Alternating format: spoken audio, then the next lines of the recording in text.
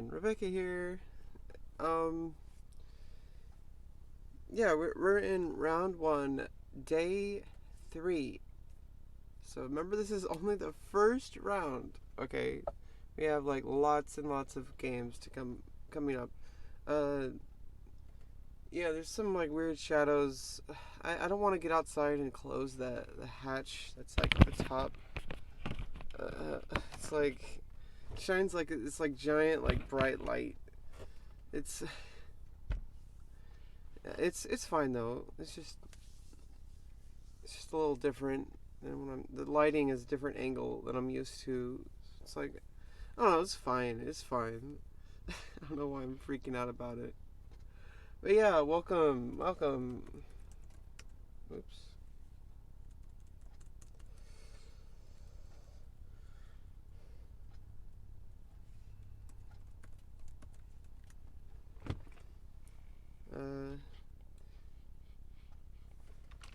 Yeah. Let me just get some music going.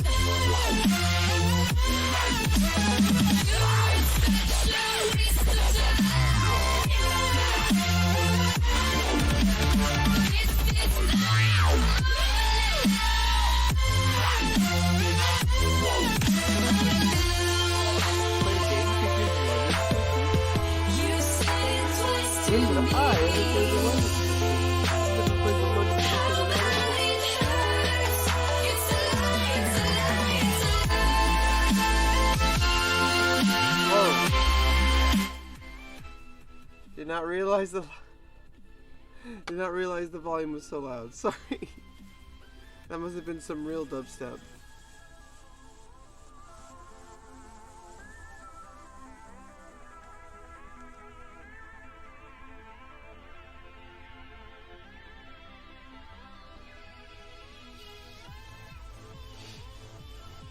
I still need my coffee. I'm so... Oh god. Ugh. You know, I had low blood sugar before bed, and then it goes the opposite. It's like this roller coaster, you guys. It's like being hungover without the fun part. Yeah, being diabetic sucks. Honestly, really wish it was cured. Really wish it was cured.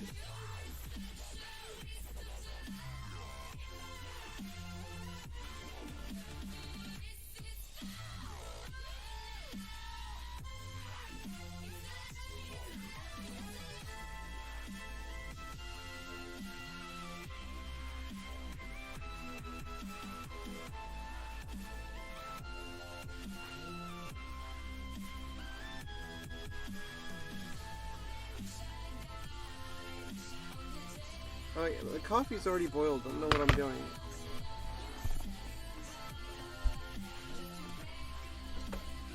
I mean the water's already boiled.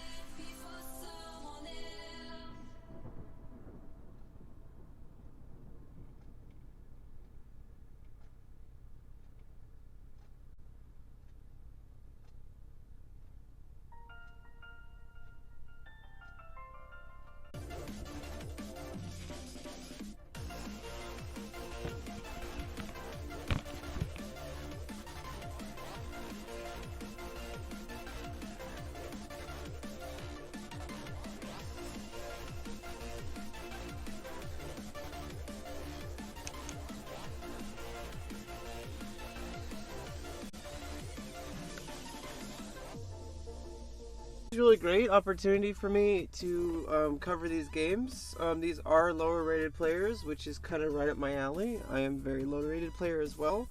Obviously, I'm kind of a sleeper coverage here. Most people do not know I'm streaming, and it makes sense. The top of the list is going to be chess.com.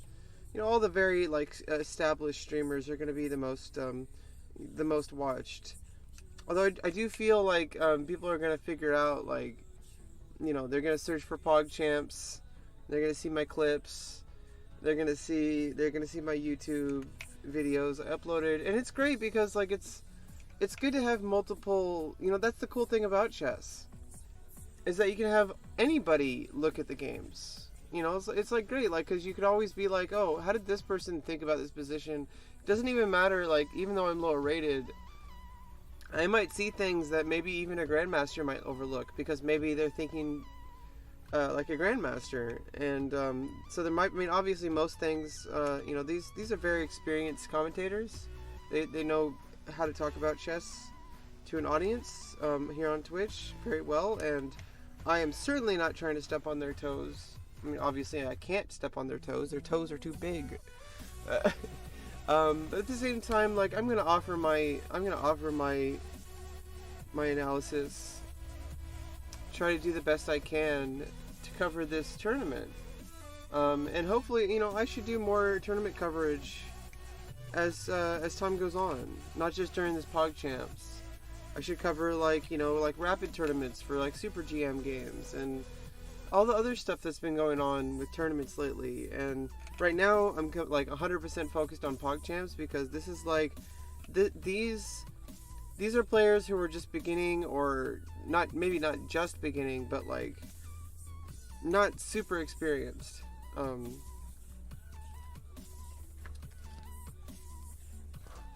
Everyone is talking about how Void Boy is probably going to take everything. But any one of these players could surprise us and surprise Void Boy, because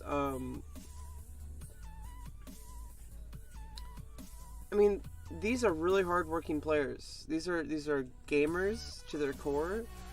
They grind, and they're getting top coaching from all these top coaches here in the chess category.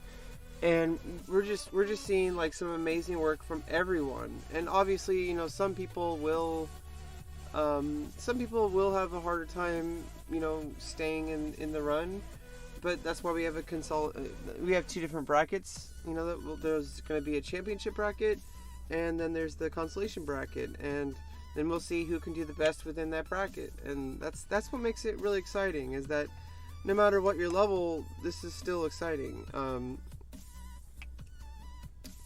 I still think it's just fun, nonetheless. Just having all these top streamers. Okay, here we go. We got Joseph Al-Manawi. Let me turn off the music so we just get plain analysis. Alright, so we got an e4, e5. Just very classic chess, very standard chess. Okay, so we got a Petrov. Now here we go. Petrov attacking this e4 pawn directly. It's different from the opening. And you know what? I don't know if bishop c4 is a terrible move. It might even be theory. But I don't think that Swiftor realized that this was not knight c6. Okay, so he's going to continue with his development. He can just transpose into a 4 knights defense. So this is actually, he's going to get off the hook here. He's going to get off the hook here if he plays knight c3, because if he doesn't play knight c3, knight takes e4 will happen, and we'll get a Petrov. So he played the Petrov. It's funny. I don't think he realized that he was playing the Petrov. Or maybe he did. Maybe he just wanted to trick him and transpose. Playing very passive aggressive, playing the Petrov, but then not going forward with Petrov, saying, "Oh, never mind, 4 knights game." We're not really sure what to think about that over here, because usually when you play the Petrov, it's because you want to play the Petrov. Usually you don't play the Petrov when you're expecting your opponent not to take the... Like, usually white takes the pawn, so Swift or just taking his time here, which is... Oh no, it's Papa Plata taking his time. Okay, so this is standard stuff now here. You could just castle... It's good that they're taking their time, though. These players, they're taking their time. In the opening, which is very rare to see for beginners. You will almost rarely see beginners take their time in the opening. Usually what you'll see is you'll see people really kind of like play the first couple of moves really fast, and then they'll spend all their time in the middle game when it's already too late. And we're not seeing that here today. We're seeing some very like fundamental chess, and we're seeing some very advanced transposition techniques. Going from the Petrov into the Gioco Pianissimo with the D3 opening. And, this is very kind of like... I almost expect to see a D6 just to see the exact same thing played out for black with the bishop on the outside of the pawns. Very symmetrical. Keep forgetting to hide the game chat because people spam stuff in there. Yes. Okay. Going in for an attack. Usually this is the indication that we might be seeing some huge mistakes coming soon, because generally you do not want to start attacks when you haven't developed all your pieces yet. Maybe there's theory here. Maybe there's preparation rather. Whether it's theory is a different story. All you have to do is castle. If you keep your cool, if Swiftor keeps his cool. And I pretty sure that's Swiftor. Yeah, Swiftor is playing white. Okay, so if Swiftor keeps his cool and castles and realizes that if black starts this trade, then rook takes, knight takes, and then king takes, and it's actually slightly awkward for white, but at least like you get two pieces for a rook and a pawn. Maybe equal, maybe not.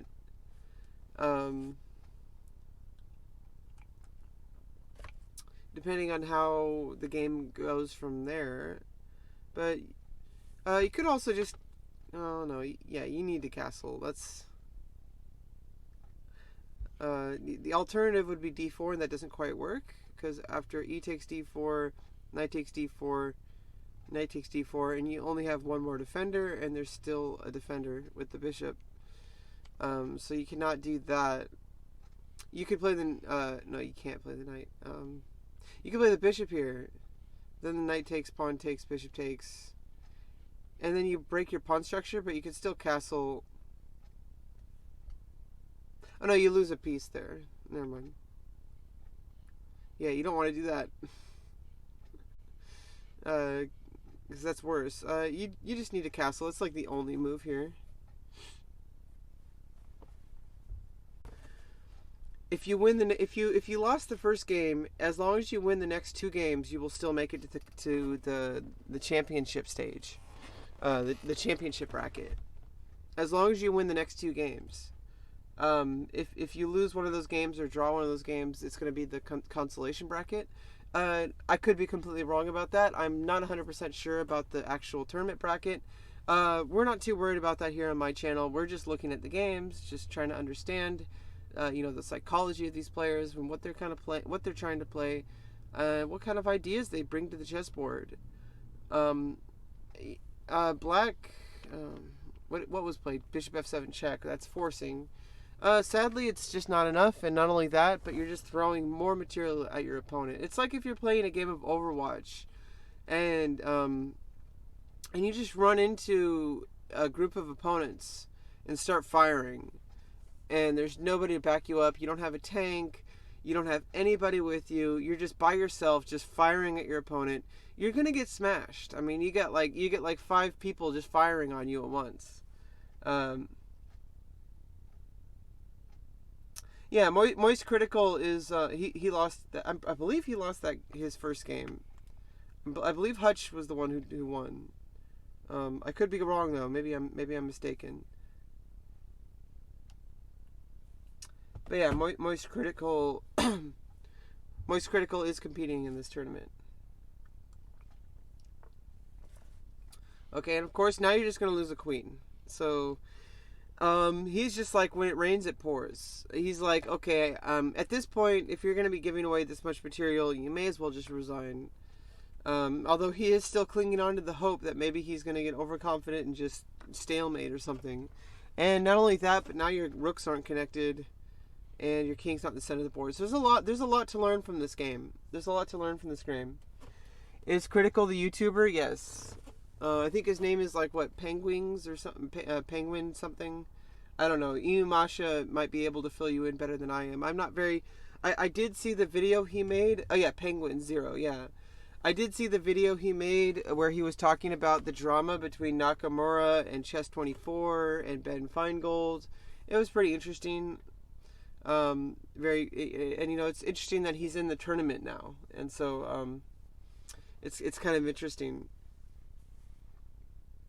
Yeah, so there's a lot we can learn from this game. Basically, if you're going to be down material, you may as well not make it worse for yourself. So there's things like, you know, having your rooks connected is really important.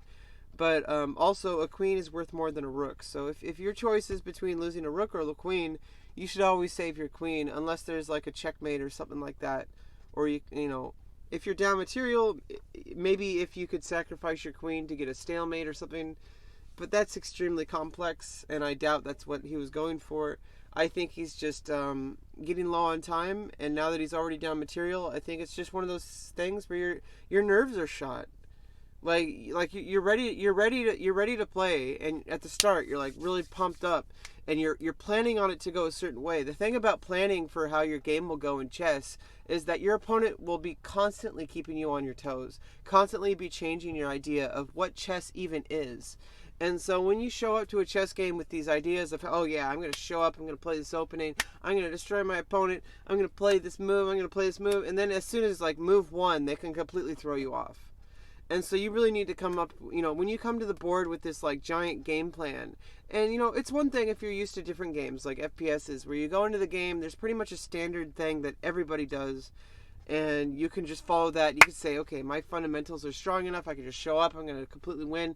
That's not really how it works in chess. I mean, it is, but like it isn't in the same sense. You can't just show up and start clicking. You got to really like, it's like if you're playing Counter-Strike and you're just you're using you're using AK-47 and you're just holding down the mouse. You're not firing burst fire. Like, it's basically just poor fundamentals. Like with chess, your fundamentals are going to be getting your pieces out to the center, getting your pawns in the center, making sure that you trade evenly if you have to trade, or at least try to get a pawn advantage or something. Making sure your king's protected, castled, your rooks are connected, your pieces have your pieces have, you know, maneuverability in the center. In this position, does not look like stalemate is very likely.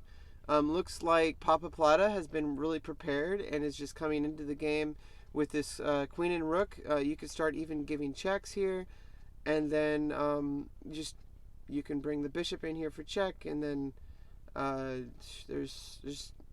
it's not super simple, but you can bring the knight into the game somehow. There's lots of different things that can happen from here for black. But it's definitely a win for black. If you can see, it's plus 23. That alone, the material is so high that there's like absolutely zero chance unless you just throw, unless Papa Plata just throws his rook, his queen, his bishop, and his knight, and his other bishop completely away, like just blunders them for no reason, and doesn't allow any counterplay. And that, judging by the game so far, I doubt that is going to happen. And with 14 seconds left on Swiftor's clock, looks like our Fortnite player is going to be in for the night. So, I don't know. Papa Plata really prepared, really kind of dominating here. This is just a completely dominating position. Papa Plata just rolling in. As long as he keeps his cool, and remembers that he does not have to go in for an immediate win. I mean, obviously, if you see an immediate win, go for it, but you do not have to go... Okay, there you go. Checkmate.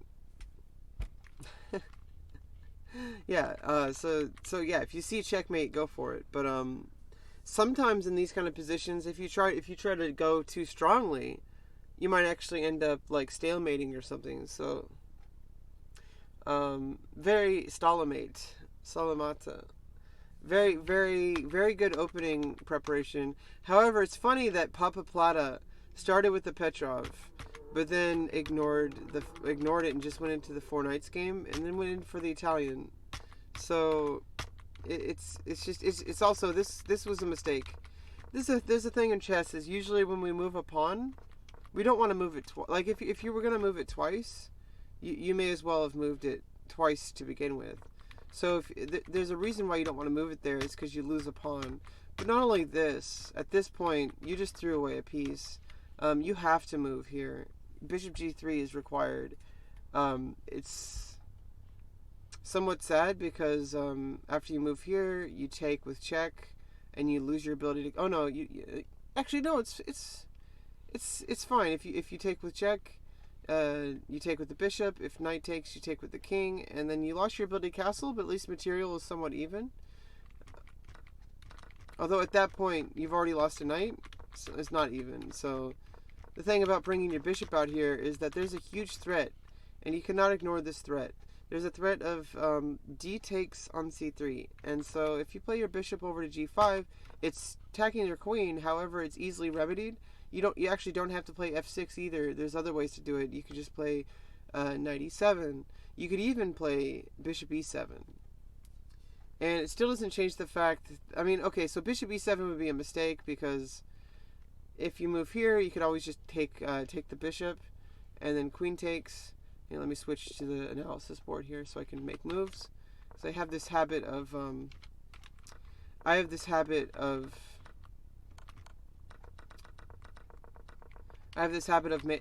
forgetting to do this, and then it's like I'm on the game board. Hey Avenue, I'm on the game board, and then if you make a move, you have to like reset it, and it's kind of awkward. So if you're on the analysis board, you can make moves, and it'll just make a variation. And so yeah, after here, this would be a mistake from black, because then white would be able to save his knight.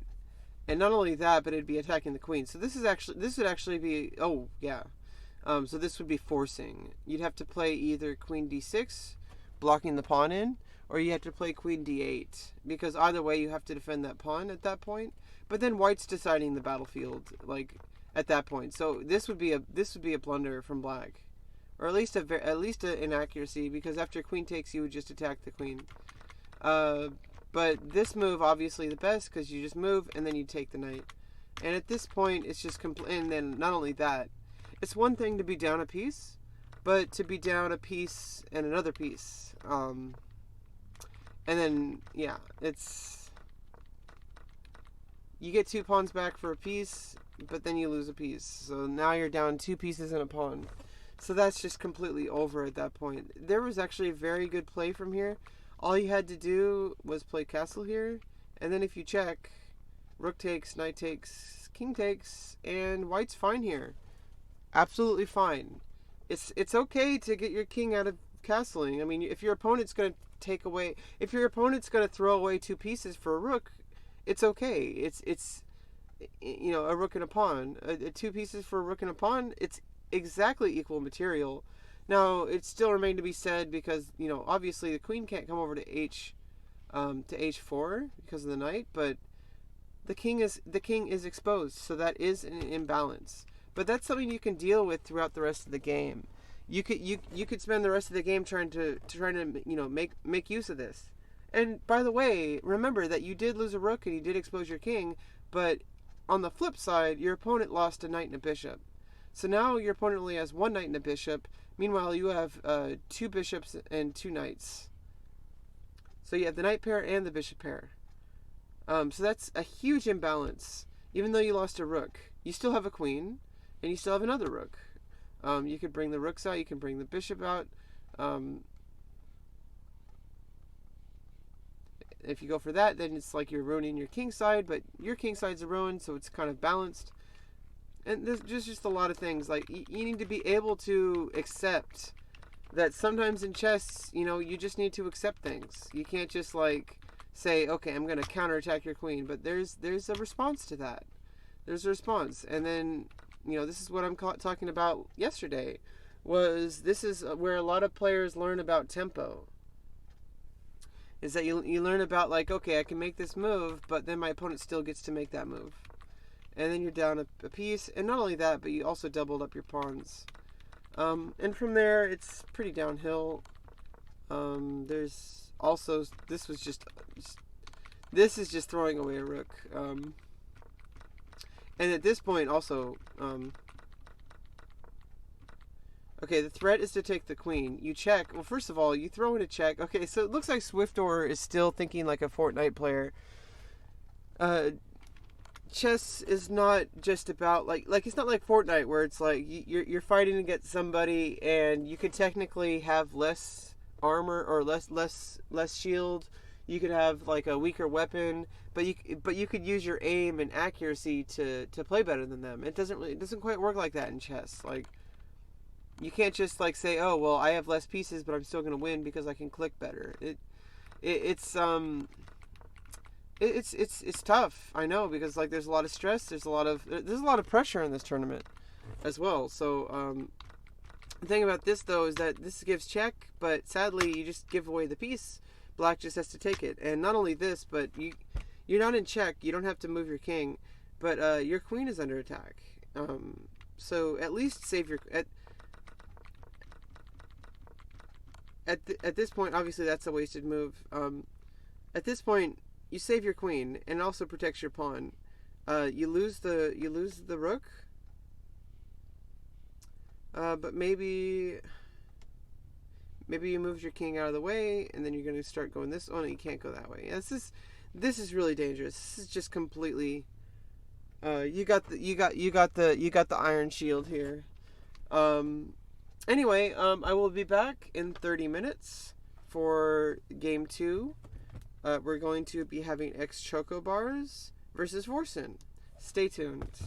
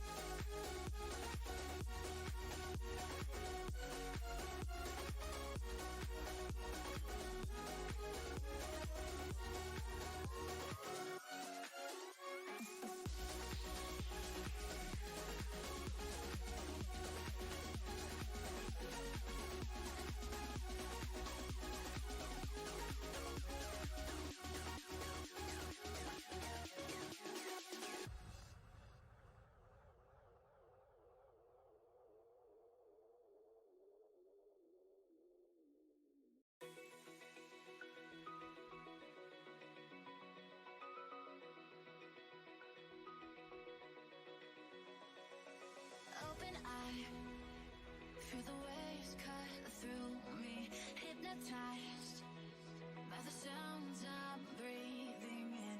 Hold tight, chemicals collide. Hold tight, hold tight, hold tight. Dripping lights paint the skies, all because of you.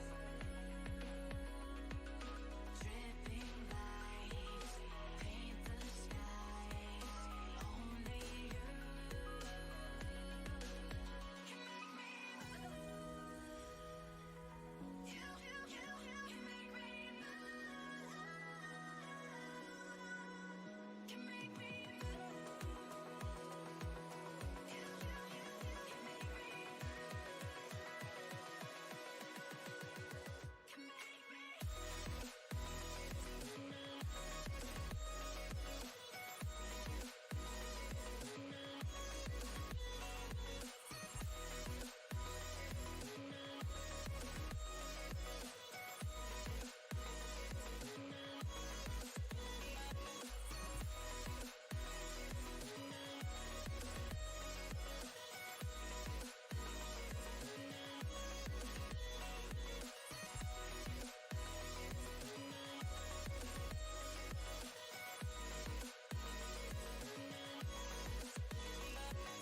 You're alive, make it last forever.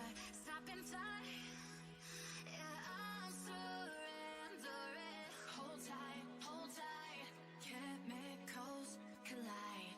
Hold tight, hold tight, hold tight. Dripping lights paint the skies, all because of you. Dripping lights paint the skies, only you can make me move. You can make me move. Can make me move. Can make me move. You can make me move. Can make me.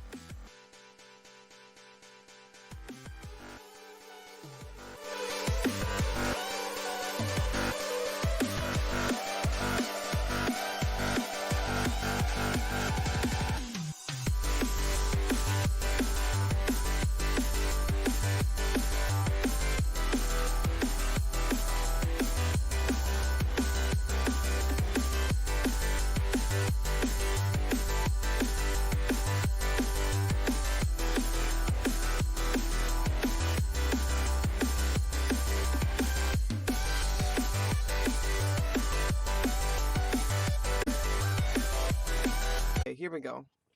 It didn't switch. Okay, so we have a Reti opening. S Chocobar is playing the Reti opening.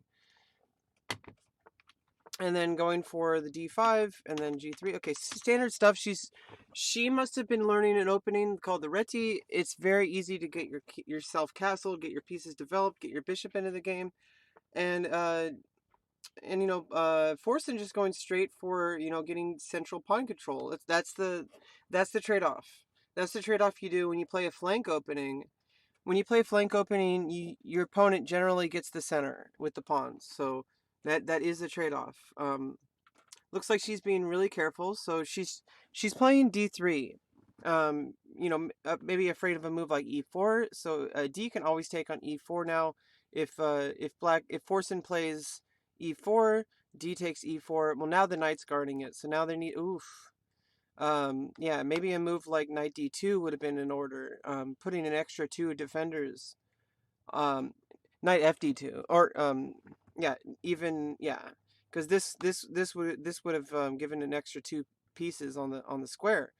But now if E4 happens, you have to move the knight, and then if takes maybe rook E1, gaining control over the E file. So there's obviously it's still too early. A lot of people think that like you can just go in for these like crazy attacks early in the game. Maybe Forsen.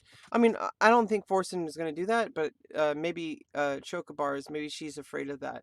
Maybe she's afraid of E4 happening, attacking this knight. But if you take, then you're still under attack here on this square. Oh, yeah. So you have to just move the knight. Sadly, because you would like to just take, but if you take, oh, then you can trade, but then the knight just goes back. So there are a couple different things going on here. Your knight's still going to be under attack though. So after you take, knight takes, and then you move your knight to d4 maybe. So that's something idea that she can play is she can just trade off the queens. Okay, yeah, and then after knight takes queen, so knight takes queen, and then knight f knight d4 can actually happen now. But then there's also c5. Okay, so she's gonna play knight g5. That also is very playable.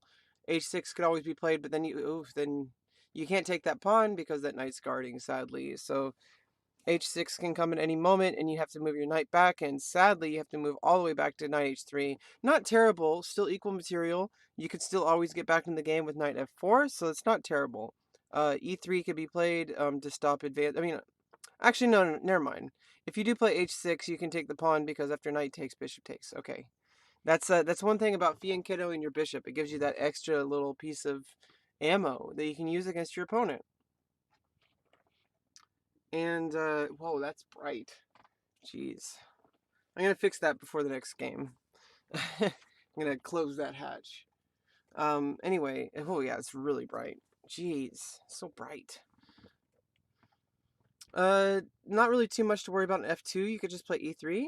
Oh, okay, or you could just start the trade, and that forces it because then, you're attacking the bishop as well. So she's attacking. She's playing really well so far. I would have to say, like, there's no like errors in the opening for either side. The bishops are out in the center. It's pretty much about equal.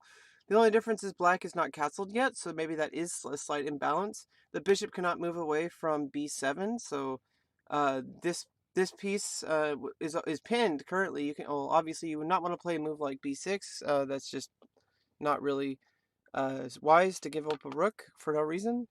Another thing you could try to do is she can play bishop f4, really activate her bishop pair.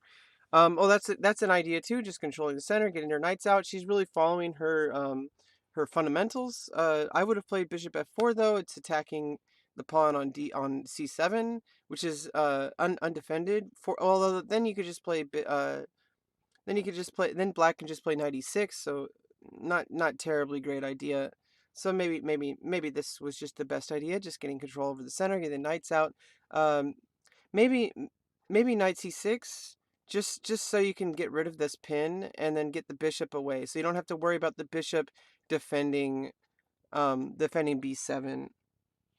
Because as long as this bishop is here attacking b7, this bishop can't move, and also that pawn is pinned.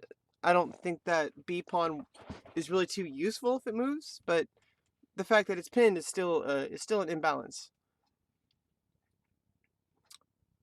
All right, so attacking the bishop, but the bishop's defended, and there is no way to attack the bishop a second time, so she doesn't have to actually defend that bishop again, so she can focus on developing.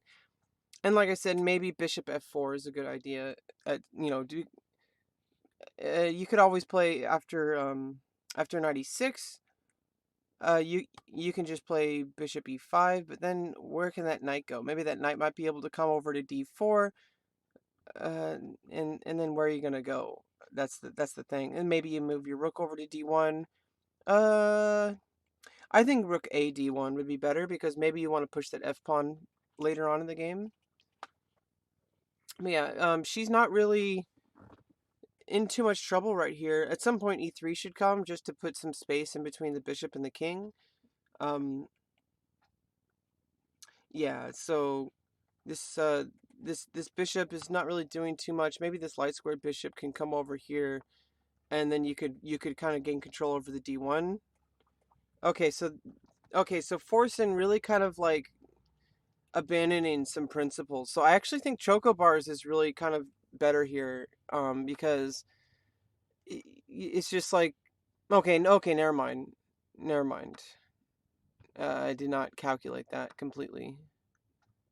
Yeah, now she's gonna have to struggle because this rook just captured, and there's she's down 2 pawns. There is, it's a really awkward pawn structure. You do have an open b file. Maybe move over the rook to b1. Maybe attack this f7, this c7 pawn. Except, yeah, then you can always just play knight e6, and knight e6 completely defends the pawn and attacks the bishop. So you're just gonna attack the rook. Rook can go just back. Maybe not on a dark square. So maybe onto e6, because eventually I feel like Forsen might want to play rook a e8, just to get the rooks doubled up and start having an attack against her. But I still feel like that okay, we're gonna look after the game. This game could have gone a lot differently. I feel like Forsen at one point was actually very undeveloped, and if she had made sure that there was miscalculations get all of us. And so like when you see that there's a piece that's going to be attacked, and then okay, so now this pawn's under attack, and now you have to somehow defend that pawn with a rook. I mean, not with a rook ac1, and in order to save the pawn, you definitely need to save the pawn. I mean, you don't have to do that. You could play, okay, you could play e4 though. E4 would have worked. E4 would have worked because it would just put the pawn in between. Um, yeah, rook ac1 definitely not the best move. Because you're defending the pawn. And she does have plenty of time on her clock. Okay, so you can still play e4. Playing e4 will attack the bishop. Bishop just tucks away back over here to bishop g6. But at least then you open up the position a little bit more, and then you could play rook c d1. And then maybe you can start making some real threats, because as long as this rook is here, you can't like mate on the back rank. But there is the thing is like these pawns are locking this king in, and so there's always the threat of back rank mate. And so if rook c d1 at any time, black has to be really careful. Like Forsen will have to be really careful. Okay, so she did play e4, and that is attacking the bishop here on f5, but also gaining some space.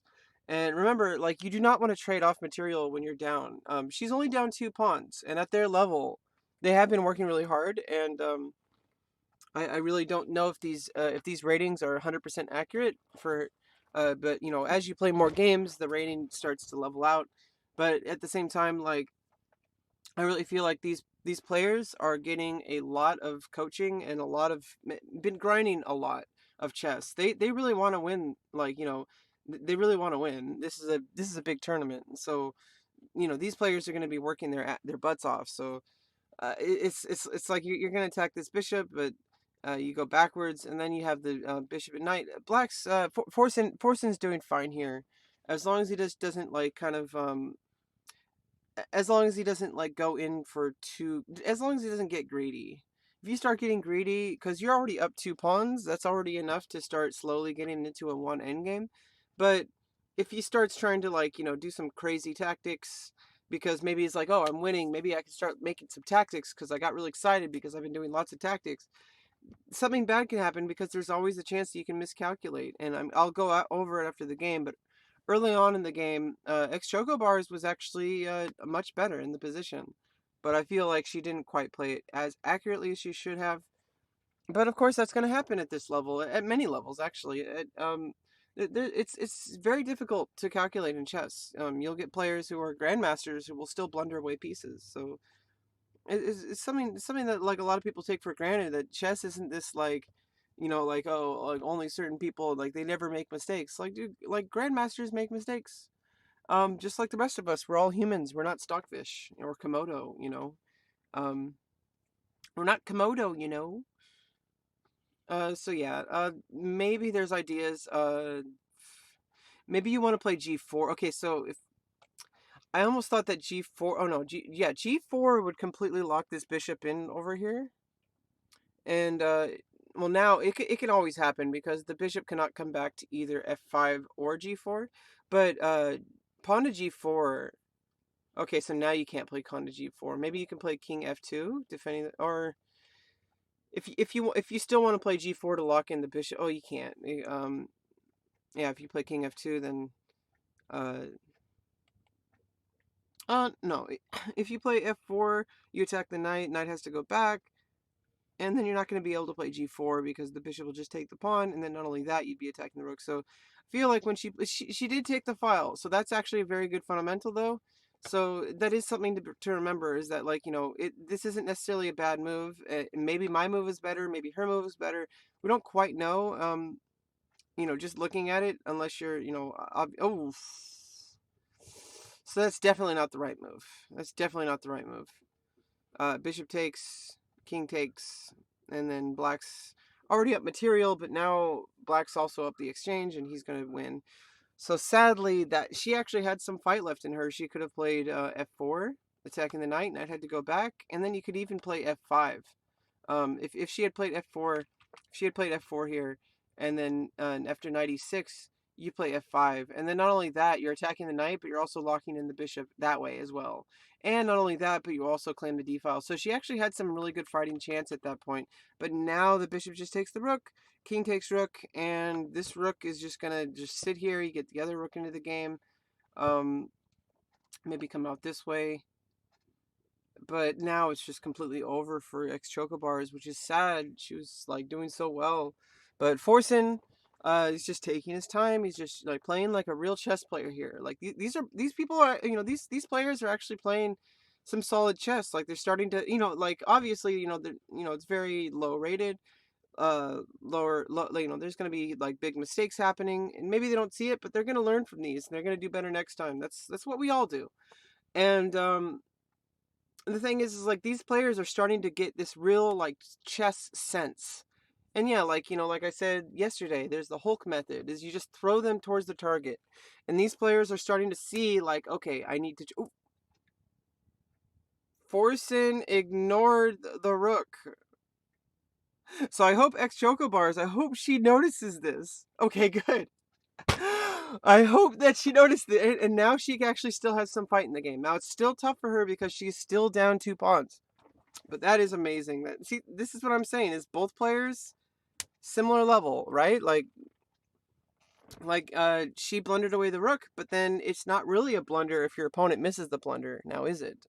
Um so if your opponent misses the blunder and doesn't punish it, then it's not really a blunder, although it is. But um I bet she's really happy right now. She's probably jumping for joy. And f4 is happening. Okay, so no, I think f4 would be the best move here, because now after f4, and then knight e6, you can just play e5, and this bishop is completely locked in, and maybe you have a fighting chance, ex Chocobars. So I'm rooting for her to find this move. If she can find f4, attacking the knight, I mean, if you retreat back to f7, maybe you're going to think about coming over to d6. to protect the rook. Because that also prevents. I mean, but then you just play e5 anyway. So yeah, I feel like the best move here would be f4, attacking the knight, because that's forcing. Usually, find a forcing move against forcing. Find a forcing move against forcing X Chocobars. Come on, you got to play forcing moves. This is very forcing. If you can't move the rook, the knight over to f3 because the rook takes. You can't move over here because the bishop's occupying that square. You can't move. I mean, if you move over here or here, those are the only two moves. And after f4, if you move to either of these squares, you just play e5, and it's going to be difficult for Forsen to get that bishop out of there. Well, I mean, that bishop is pretty well placed, but what is that bishop? Oh, no. She didn't find f4. She didn't find f4. This is still okay, but this would be okay if they were equal material. Or if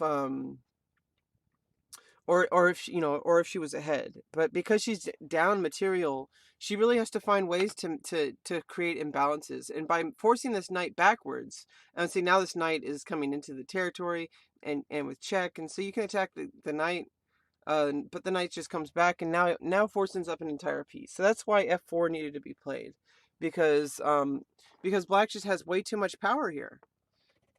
And then, the knight just gladly, even even more punishing. Just protecting the knight, and capturing the pawn. Obviously he still has to be careful because he could still be. I mean, at this point, unless the bishop's guarding this diagonal, which because of this pawn on c3, sadly, if only this bishop were over here on d4, the bishop were on d4 would be different. Or somewhere on this diagonal. Sadly, now her king has to come out. Now she's like, okay, finally it closed on its own. Okay, finally. I don't have to go outside to close it because it's annoying. I have to like go outside and like reach up. I have to like stand on top of my on top of my propane tanks and with like this like giant awning grabber thing and like push it, and it's really kind of awkward. Forsen puts on d6. You can use rook to get free material. Well, you can't play d6. You can't play knight d6. Uh,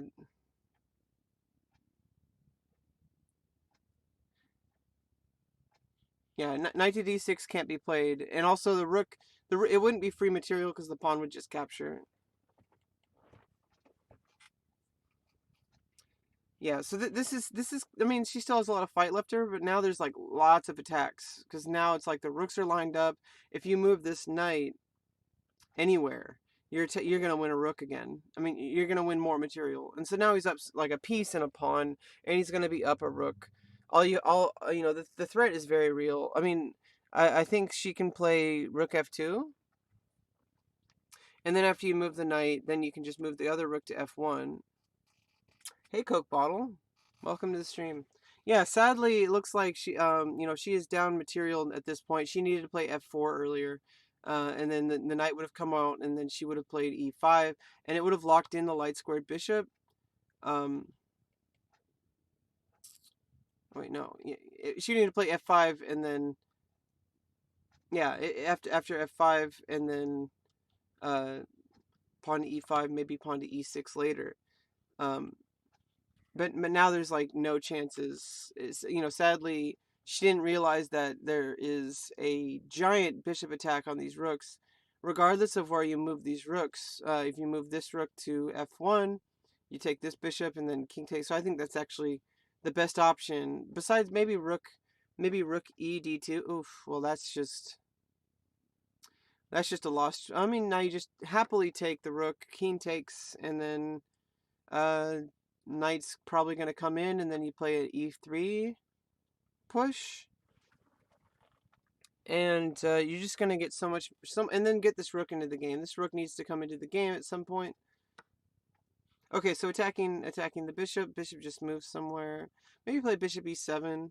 But there's really nothing anymore. Okay, the only idea you have is if you play bishop e7, if only you had two rooks. If you had a second rook here, then you'd be able to do check, rook takes, Or I mean, if this pawn was still here and there was another pawn still here, like if the pawns were still stuck here, and then you had an additional defender, like rook takes, and then rook takes. But I mean, that has nothing to do with the bishop. So, and now you're gonna lose a pawn.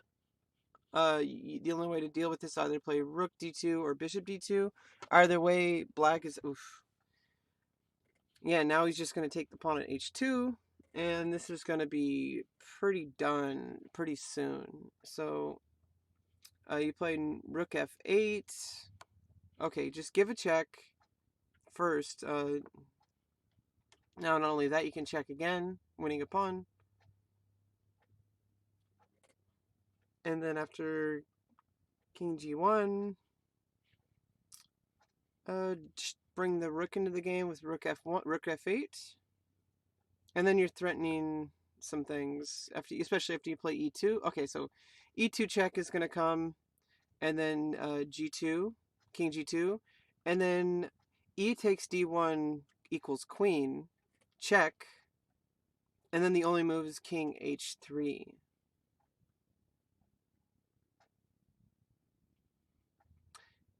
And then queen d7, check, and then king h4. Yeah, okay, well, you just go that way. Well, either way, you could play rook d8. Okay, protect the pawn, push the pawn to e2, and then play rook c1. Oh, no. Yeah, I would have played rook d8, because then it's like after you can push the pawn and it's defended by this rook, and then you could always just play rook d1. Okay, yeah, this is going to be a little bit complicated. I mean, you could play rook f8 or rook d8, and just come over to d1. Yeah, rook f d8. So that's why you needed the rook on d8, and then you could play rook d1, and oof. Yeah, not really seeing the idea, but basically it's kind of sloppy. But okay, yeah, just queen, bishop takes, rook takes, and it's going to be a two rook endgame. Definitely a win for Forsen. Barring like some insane blunders. Like you'd have to give up both rooks and two pawns and possibly a third pawn. So he'd have to give up two rooks and let that pawn on a4 promote. That's like impossible at this point. It's not impossible. It's just highly unlikely. Poor ex Chocobar, she was actually doing better in the opening than he was. And I think she had a huge chance to actually win, but then sadly she gave away even when she was down material, she had chances to get the game back by locking this bishop over here on h3, which I'll show you after the game. Which I believe she could have trapped that bishop, which would have kind of made it more equal. Because sometimes positional, if a piece is stuck on a certain square or a certain part of the board, then is the material advantage truly a material advantage? It's what a lot of chess players have to answer. Like if you're up a rook, but your rook's stuck on a8 the entire game, and it's like very difficult to even get the rook into the game, then do you really have a rook advantage? That's what a lot of players have sought to find out. Is material advantage truly an advantage if you can make your opponent positionally weaker? It's one of the things that is played at the the higher levels of chess, is that we have to understand that like sometimes material is everything, but sometimes material is like deceiving. And so he's just going to go the easy route, just like rook c d1 check is going to happen, and then c1 equals queen, and then that okay, like you have to be careful here, because if you allow if you allow a takes b7, if you allow a takes b7, you're it's gonna be less like, I mean, it's still, he would still be up a piece at that point, but if there's no reason to allow. Okay, so he's just playing the rook there. You could have just taken with the pawn. Okay, oh well, that's checkmate. Yeah. Okay, yeah, get the rook out of the way, and then she can like hope that she's gonna queen, but then you just checkmate with this landslide victory here at that point. But like I said, let's look at the game from the beginning. Let's go into the game. Let's go into the analysis board here, so we don't screw up our, when we do variations, we don't screw things up. So right here, she actually was doing pretty good here. This is pretty equal, but also the knight went backwards for black. So actually she's doing pretty okay here. The difference is that after this trade, this doesn't quite work out. You need to play bishop d2. Well, no, you can't just play bishop d2. You got to play something with this bishop here.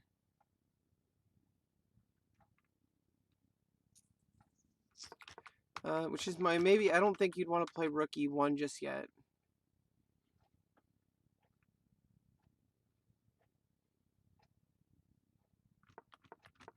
Let's see, what can you do here?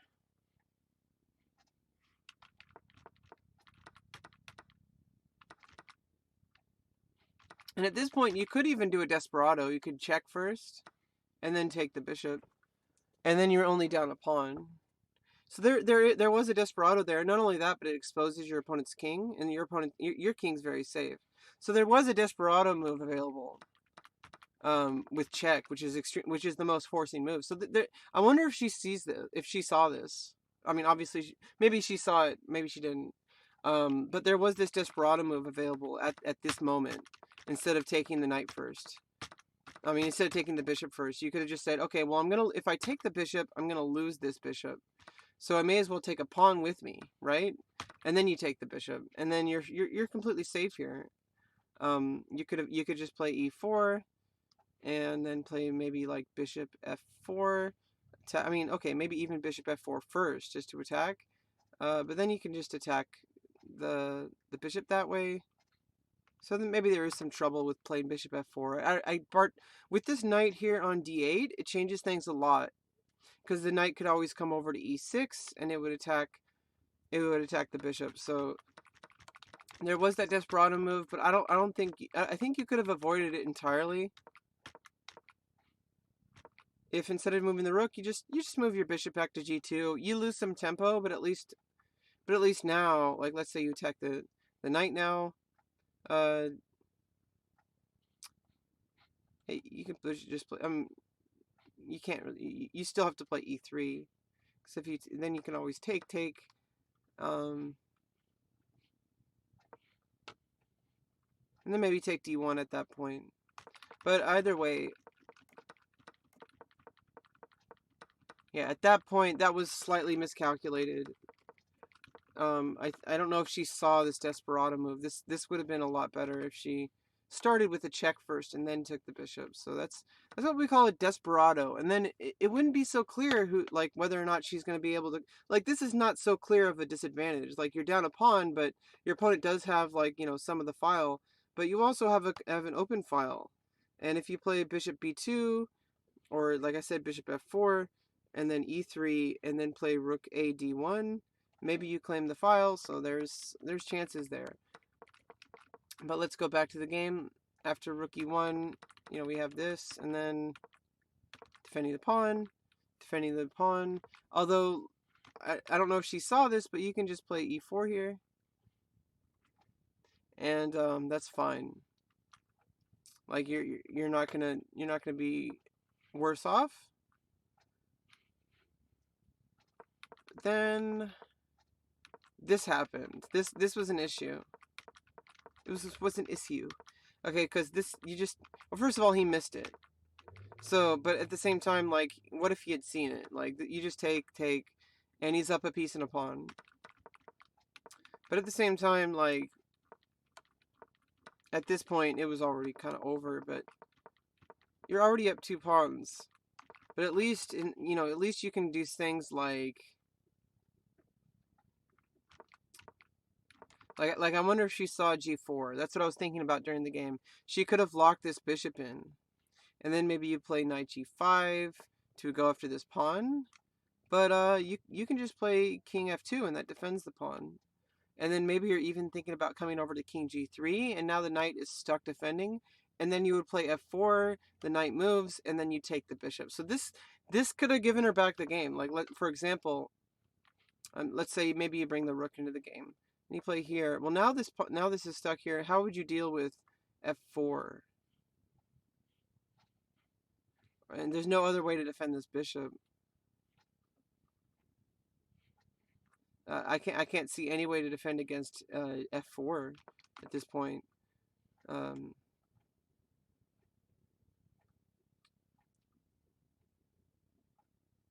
I mean, if you play here, then you just play here. You're attacking the bishop. Bishop can't go anywhere without being captured. Yeah, so this would have actually worked for her. If at this point, instead of playing here, obviously Forsen did miss it, but at the same time, like it still ended up getting worse. And then after this, you know, there's a giant thing you can't ignore here.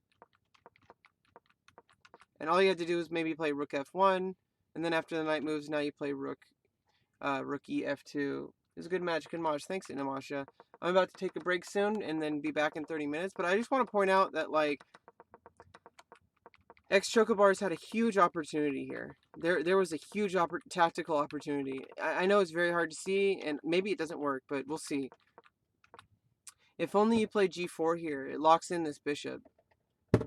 But then, oh no, at this point, then, okay, no. If you play here, the knight can take here, and you're losing the rook. So never mind. That wouldn't have worked. Never mind. That wouldn't have worked. Oh, okay. I meant instead of this rook move. That's what I mean. Just play here, because then if you go here or here rather, then you defend. That's where I was. Okay, so yeah, g4 on move 19. So after rook c d1, I mean, instead of rook c d1, play g4, and then you locking in the bishop. You can start attacking this square. Is there another way to defend against king f2, king g3? Does not look like there's any way to defend against king f2 and king g3.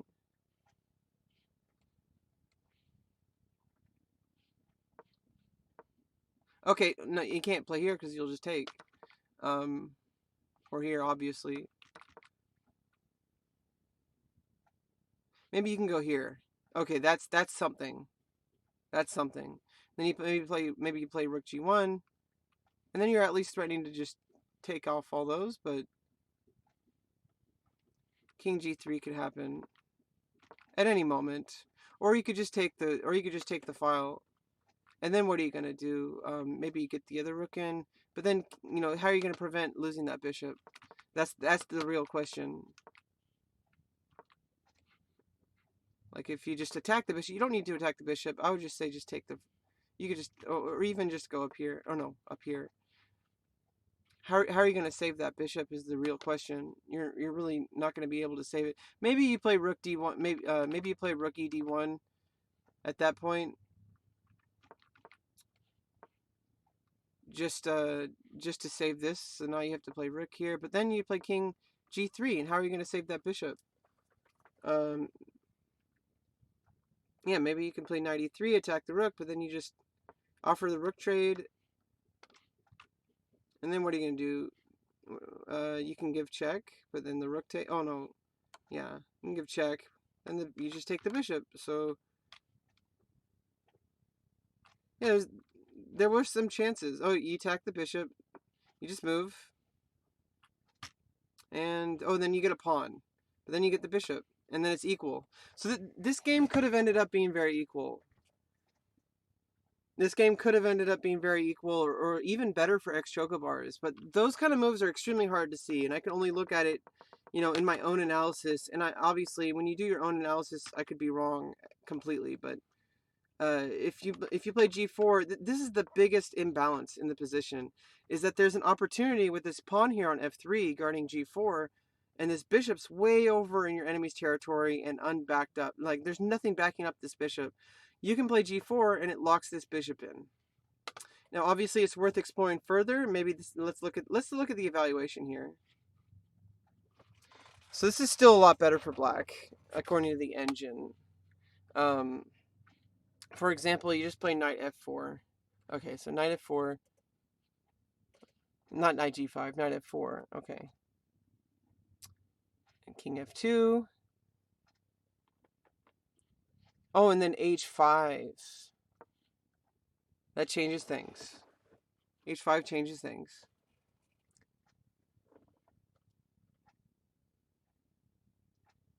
Well, why can't you play king g3? Because then g5 check. King takes f4.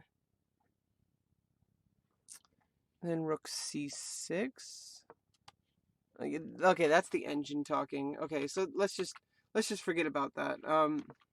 But like I said, like this is worth.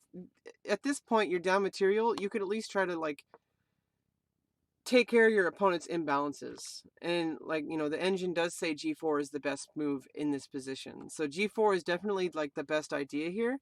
And obviously that's the engine saying that it's still a win for black. But remember, these are beginners, and even among grandmasters, the engine is still like the engine is not perfect even among the top level play. So you have to realize that there's a whole bunch of ways that this game could have changed, and that's what we need to do as chess players. We need to say like, okay, I know I messed up that game, but there's so many different opportunities I could have taken, and at the very least, I need to look for imbalances and possible potential weaknesses. So when I see a bishop here on h3 and I see a pawn that can like potentially lock that bishop in, like that idea alone, whether or not it's working in the game is irrelevant, because like that's the best idea you could probably go for at that time. Obviously preventing that is the best thing we can do, but sometimes it's like we can't go backwards in the game of chess. We can only move forward.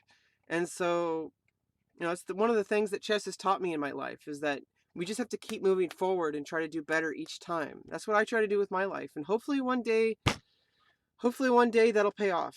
And hopefully that one day there'll be a point of critical mass where, all my hard work will pay off and I'll just be able to keep moving forward and I'll never look back. But until then, I'll just keep playing chess, keep analyzing chess, and keep covering. And like I said, just look for opportunities to create imbalances. And there's a huge imbalance here where you're trapping the bishop. And whether or not you're going to be able to be successful in capturing that bishop, coming over to f2 and coming over to g3 to try to capture that bishop, I feel like if you play g4 here, Forsen would have freaked out. Forsen would have flipped his chair. Like, he would have just straight up flipped his chair, because then he's like, what am I going to do here? Maybe he would have found it. Maybe he wouldn't have. I don't know. Anyway, thanks for... I'll be back in 20 minutes for the final game of the day.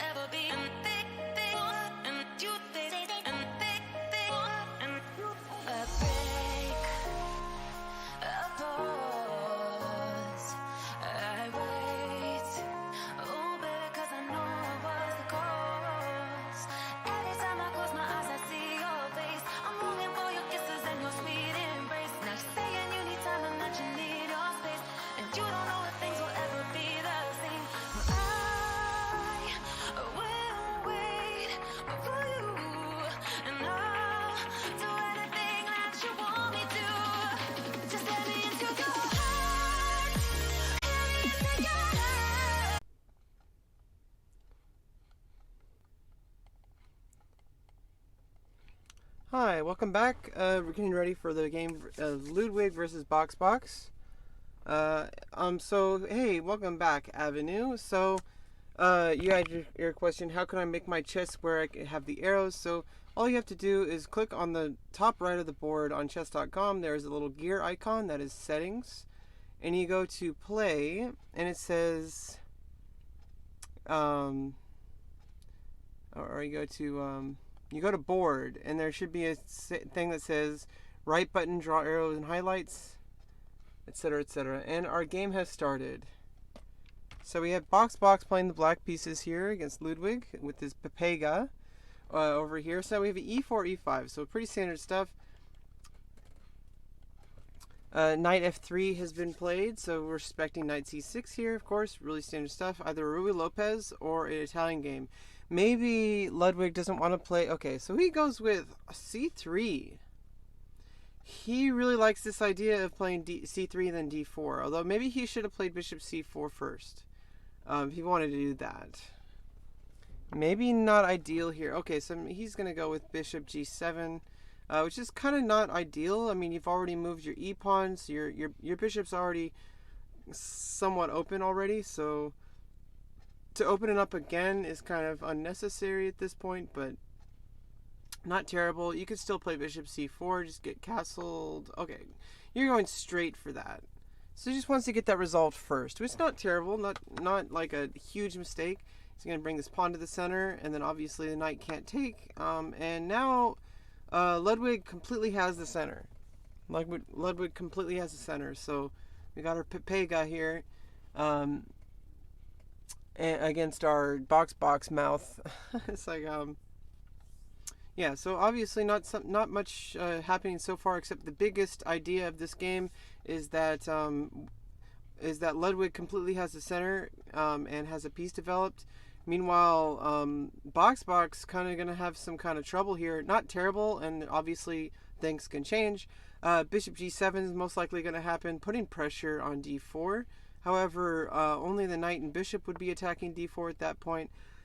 Maybe a good idea to play d5 first, just because if pawn takes, queen takes, and then now you have 1, 2, and potentially 3 defenders on the d4 square. So that might be a good idea. But then all Ludwig has to do is either play knight c3, defending the pawn, or just play e5. At this point, he's already made several pawn moves and needs to think about how to develop his pieces.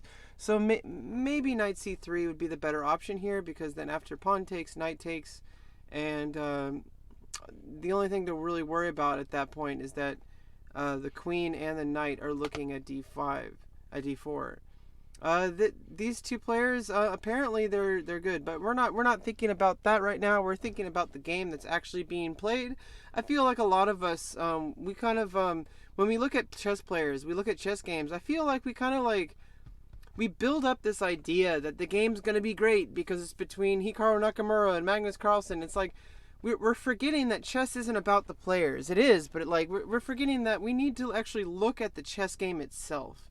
We should not be looking at, oh, is this player any good? Why should I watch this player? Like, that's a little bit negative. And it's kind of what's been prevailing in the chess community. I feel like it's much more important just to look objectively at the position and understand why moves are being played and not say, like, oh, it's the player's fault. Like, yeah, like, and either one of these players, regardless of how good they are, regardless if it's like somewhat lopsided, there's always the possibility somebody's gonna surprise us. Chess is an amazing, beautiful game. So he goes for bishop b5, going in for pinning this knight. However, now there's no defender on this e4 square. So now he's going to have to move the knight. And maybe he's thinking of moving knight e5 because this knight cannot capture. So that is something. And then maybe he can capture the knight. Or even the bishop would be more forcing with check. And then after pawn takes, knight takes, and you're attacking the queen. But then you have to figure out where you're going to put your knight later. So, I mean, okay, so he's going in for a really interesting attack. He's accepting this piece loss. It might be a fatal... It's probably going to... Oh, no, it might not be a fatal mistake because he's threatening... If you take the knight... If Box takes the knight, then Ludwig just takes on c6, check. And you don't have to take with the pawn. If you take with the pawn, you would get check and you would win the rook. So, but all you have to do is play bishop d7. Yeah, exactly. And so now that's well. First of all, he could have captured the knight first. Well, actually, no, never mind. Because if you capture the knight, then bishop captures knight, then bishop d7, and then you capture the pawn. Although at that point your pawn structure is ruined, you can still play knight e5. You still play knight e5, and you brought your knight out into the center, and you save the pawn. I mean, you save the knight. Alternatives, maybe you can attack the knight, and then that would defend. You would capture the pawn. After, maybe after takes. That would be pretty interesting. There'd no longer be a pawn here. The pawn would still be here. Hmm. Oh yeah, these are two big streamers. So BoxBox is a League of Legends streamer, and Ludwig is, I believe, a variety streamer. I'm not sure though. Maybe he plays Hearthstone. I'm not sure. I'm not sure. But this is Pogchamps. So this is the tournament I've been covering. This is the end. This is the final game of round 1. So it's day 3 of the first round. Round 2 starts tomorrow, day 1, and there's 3 different groups, or no, there's 4 different groups. And there's going to be, as the tournament goes on, they're going to be broken down into 2 separate categories. There's going to be the top players, the championship bracket, and then there's going to be the consolation bracket. And there's prize money and all that. You could check out chess.com for all that information. We're here just to look at the chess. So I'm not here. If you want to get all the hype about the players, all the interviews, all that, that's at chess.com's stream. But here we're just looking at the games. We're not trying to pretend like we're top level commentary here. We're just here to look at the games for ourselves, just to follow the tournament, have fun. So he saves the knight. If the knight takes, bishop takes, and if queen takes. Oh no! If knight takes, bishop takes, then knight can take. But either way, you can do knight takes, bishop takes, and then knight. Yeah, that would lose a piece. Okay, so black could actually win a piece here. Oh no! If you take here, then okay, never mind. It wouldn't win a piece. You'd be winning a piece if you started with check. So if you do knight takes knight and then bishop takes bishop check, that's actually losing a piece because the knight can just take, and you would save the knight after winning a free knight. So obviously the only move after knight takes knight is pawn takes knight. So at that point, bishop, queen, bishop, check, and then at that point you might even just be happy just offering a queen trade because you're already up a pawn. Okay, so he's going to double down on that. Maybe if there's anything that might be an idea here, maybe just go after that pawn. Because if you go after that pawn, like, you have to play f5 to defend it, really? And that kind of ruins your pawn structure. And then you could play bishop g5. And that pins the knight to the queen. Okay, just castling, getting your king safe, always a good idea. But, you're down a pawn, maybe going after the pawn may or may not be worth it. Sometimes it's not worth it going after a pawn. Sometimes it's better just to, get your pieces into the game, get your pieces active, and just, forget about trying to attack pawns at the moment. But I do believe, developing a piece and attacking the pawn with one move is definitely good for development. But now that you're castled, now you don't have to worry about anything with your king just yet. So it's like getting your king castled, super important. Now, Ludwig has used 3 minutes, and BoxBox has used about 6.5 minutes, so there is slightly a time disadvantage here for BoxBox, but I feel like BoxBox up a pawn and in a super comfortable position, ready to castle, although Ludwig does have like some activity here on the queen side and in the center. So we haven't seen a major imbalance yet. We haven't seen a piece being blundered. We haven't seen in the game so far. The game has been pretty even, and then with one move, the entire game tips in one scale. Maybe, just maybe, this might be the first game in this tournament so far where we actually get a grind down to the end game, where it's actually like neck and neck the entire game, and that's the most exciting chess. That's the chess we want to see. And it'd be funny if that game ended up being a draw, because then it's just like all the other, Super GM games where we see this super exciting game, and then suddenly, like everyone's excited, but then it ends up being a draw, and everyone's like, oh, but is it really a problem if it's a draw, if the whole game was exciting? But then usually when somebody's winning, it's not exciting, because when there's boring chess, that means that there's going to be if you have a huge advantage over your opponent, it's going to be boring from that point. And that's why we really shouldn't be dismissing draws so easily, because draws are neck and neck the entire game. At any moment, the game could go south. So right here, there is a threat to win a rook. Hopefully BoxBox does see it. Is there a way to defend that? You could just castle. If you castle, then you can defend that. So castling, and castling is generally a good idea, but hopefully Box doesn't get too greedy here.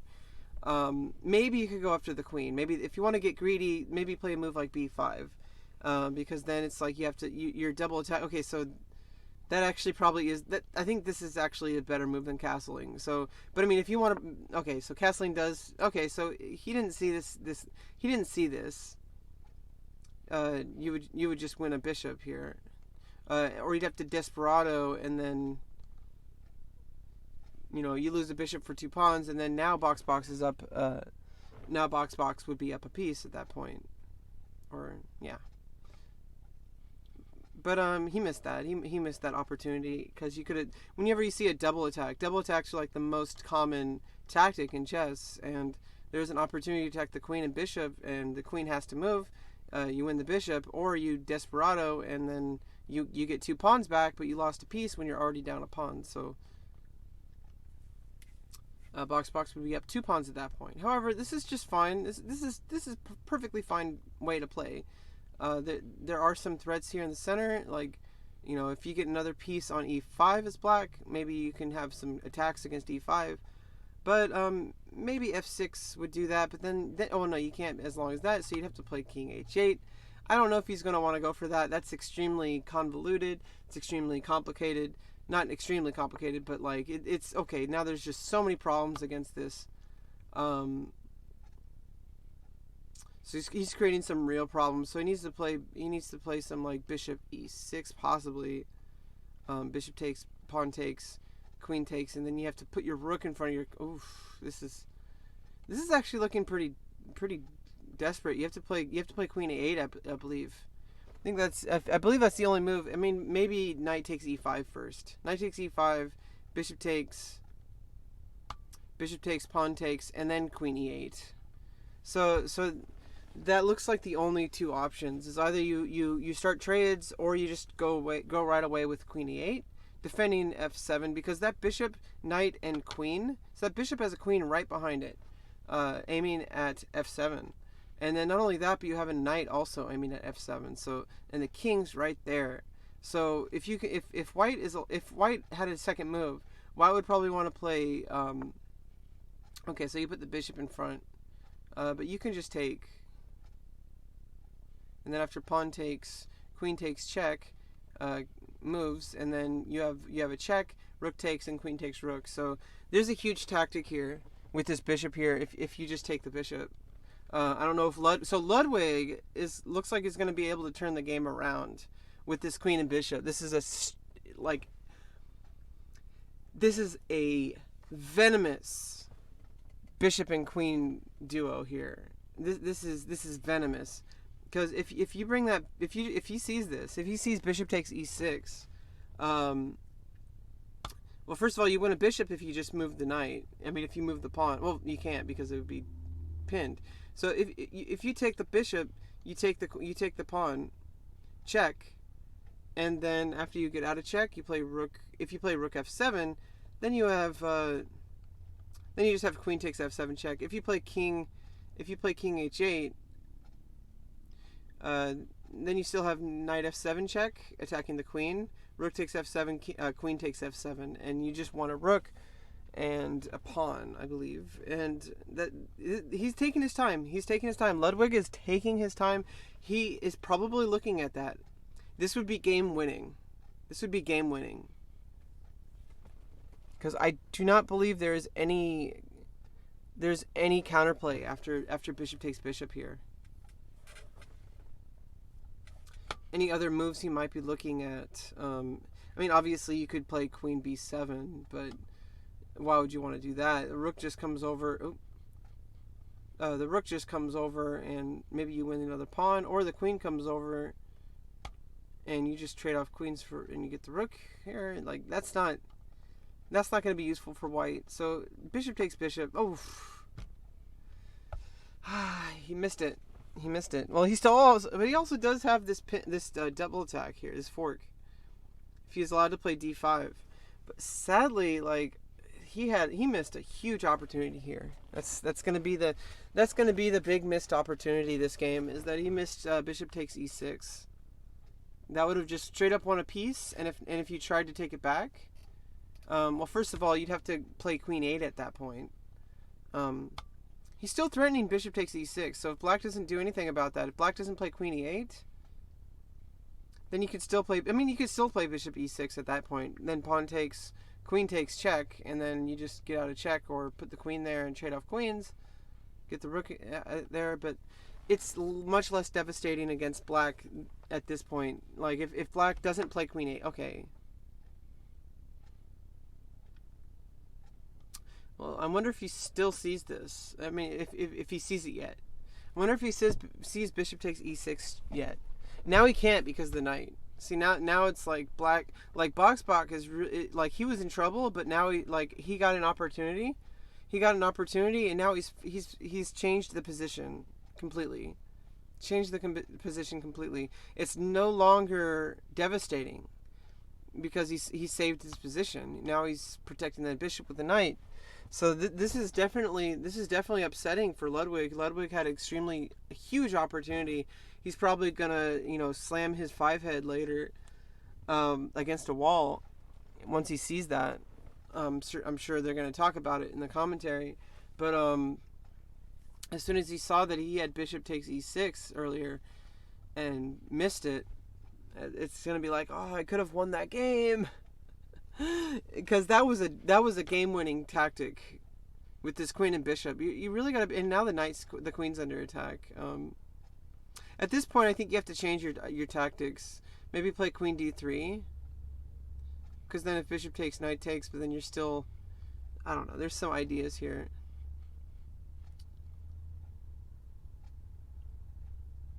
Oh, you can't play queen d3 because of the pawn, obviously. But, just different ideas now. I mean, maybe you want to hold on to that bishop and queen, but you can't really anymore because now, maybe you have to take that pawn. Oh, and then you would get this pawn. So maybe that might be your best opportunity right here, because your knight's under attack. I mean, your queen's under attack from a knight. Although if you do take this, then you take that, and then you capture the knight. So maybe that would actually be losing for black.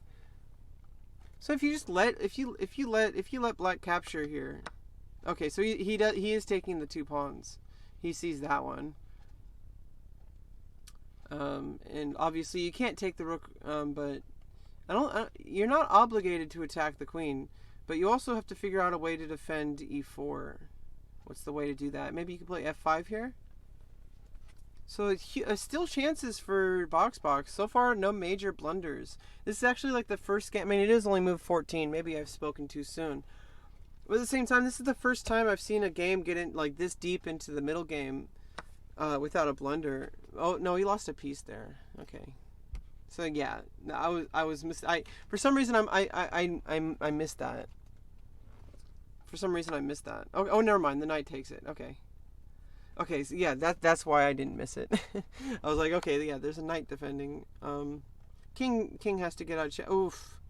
There we go. Here's the missed tactics. Not only that, but you're also going to lose a queen. Lose a rook. So now Ludwig is completely losing. I did not see that. For some reason, I did not see that until it happened. These are some of my blind spots. So some of my blind spots are that, like, I'll just miss calculations like this. So now you just, oh, that's checkmate even. Yeah. That's devastating. That's devastating. That's absolutely devastating. So let's go in to look at the game. Okay, so far, this is not unheard of to play the c3 and then d4. But usually you want to play like the bishop out first. You want to get your pieces developed, but it was fine in this case. I think Boxbach played a little bit inaccurately here because you already have your bishop open and then you fianchetto. See, I think lots of beginner players, they really want to fianchetto. And it's like, they like the whole idea. They like the way it looks. They see it like, oh, fianchetto. And it's like, well, you got to think about, like, you've already activated this bishop. This bishop is already activated. If you wanted a fianchetto, maybe you should have just opened that up first and just get there faster. But so far, so good. Like, both players were playing extremely strongly at this point. Like both players was playing like, but this was an oversight because there is this tactic. Let's look at it. So you're threatening. You just want a piece at that point, basically. And the counterplay, like maybe like if you take the bishop, then you take the pawn with check. And if you get out of check this way, you just take the rook with the knight. Or, I mean, you just take with the queen, actually. And then it's going to be pretty devastating. But if you just move if you move the king, then you check, and it's attacking the queen, so you take, and then you take. So this way would have been down a rook. This way would have been down 2 pawns. And it's still, this queen is kind of like, you can always retreat, but at the same time, like, that would have been a huge option. Now if you don't take the bishop, back, what can you even do here to prevent? I mean, if you just allow bishop takes f7, maybe you play queen e8. Well, then you just save the bishop. Or if you move something like that, you can always just save the bishop. At that point, you're up material. So it's like, I think there's 2 options here. Either you take back, and after check, you just block, you just give up the rook, and then your opponent's, and then you can do things like maybe, like I don't even know how you'd continue here. Is why maybe you just bring the knight out. Then you can just go here, and then after takes, you do have some ideas here. Maybe check, but you can't defend that, so you wouldn't want to do that. At that point, though, like, it's the 2 options are either accept the piece loss, accept the piece loss and just do something else, like queen e8, and then just move back. And then you're down 2 points. Or you take it and then block with the rook, and then you're down. Now you're down a rook at that point.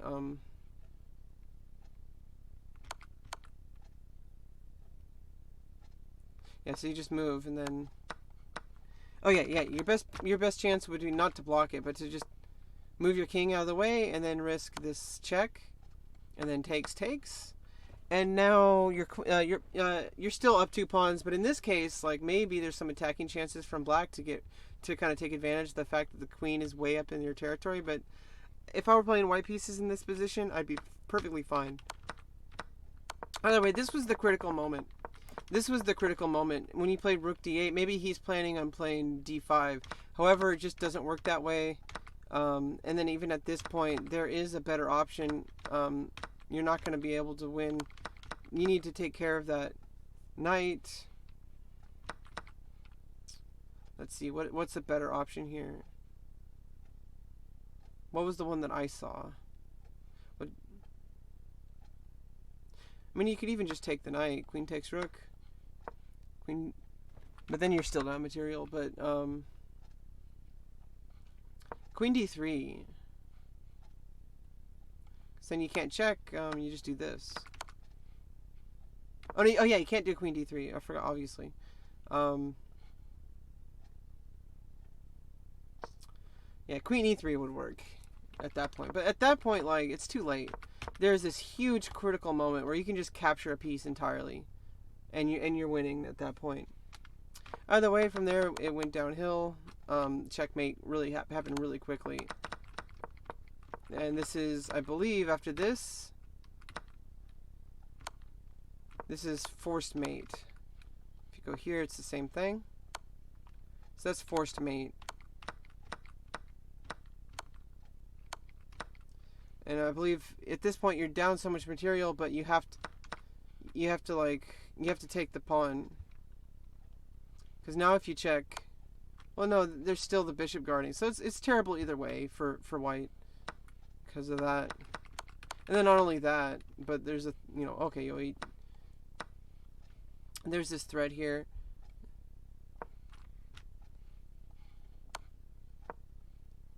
And it's just a matter of just whittling down to the end game at that point.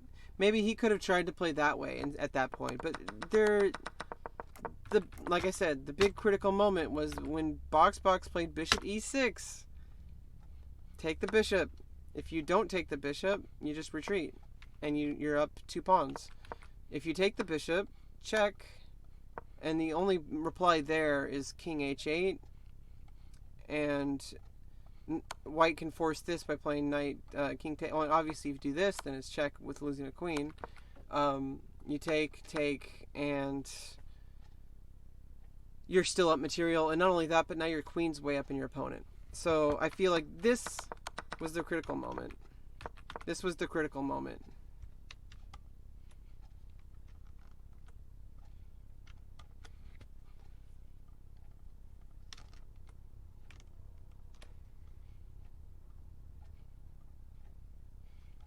This was the critical moment. Anyway, I'm going to be back maybe about like, that's enough. That's all 3 games for the day. I am going to be back to stream in a little bit, taking a break. So stay tuned.